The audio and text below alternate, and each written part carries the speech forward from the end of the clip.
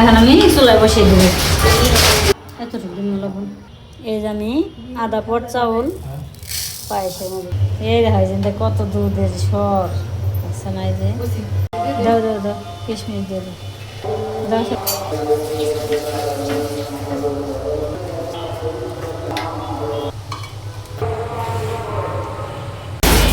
আসসালামু আলাইকুম, আমার চ্যানেলের পক্ষ থেকে সবাইকে স্বাগত জানিয়ে আজকে ভিডিও শুরু করলাম।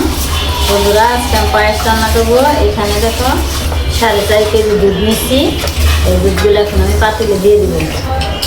ওগুলো খুলে নিলাম। কালকে আনছি একটু বড়, এই মাথায় একটু হয়ে গেছে, মাথার মধ্যে খালি একটু বড় হয়েছে তো আটকে গেছে। আর আগে বাই করেন না, সব দানা দানা হয়ে গেছে। দানা দানা হয়েছে, কালকে রাত্রে খাওয়া হইলো না, রাত্রের মধ্যে দানা দানা হয়ে গেছে। ভিজিয়ে রাখলে ভালো হয়েছে। রাত্রের মধ্যে এত বড় হয়ে যাবে না।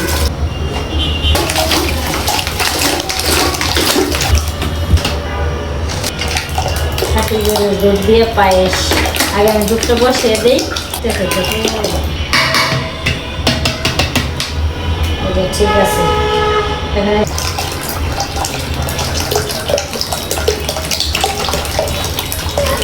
হাফ কেজির মতো বানিয়ে দিচ্ছি। আর দিন না, আর দিন না, হাফ কেজির মতো খালি বোতলটা দিয়ে দিলাম। এখন আমি চুলায় বসিয়ে দিব। এতটুকু দিন লবণ,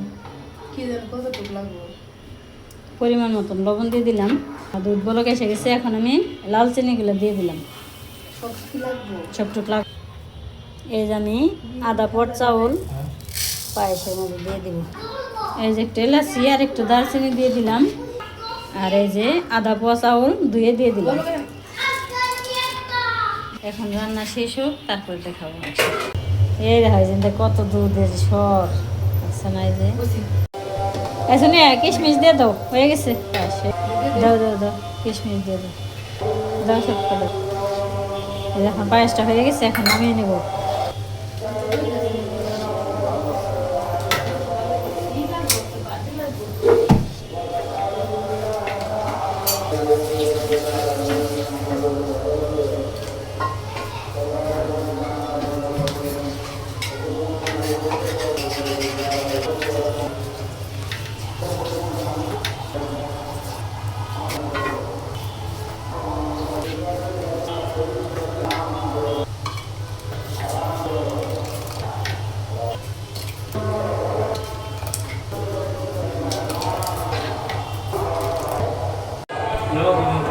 বন্ধুরা, আমার আজকের পায়েস কেমন হলো অবশ্যই কমেন্টে জানাবে।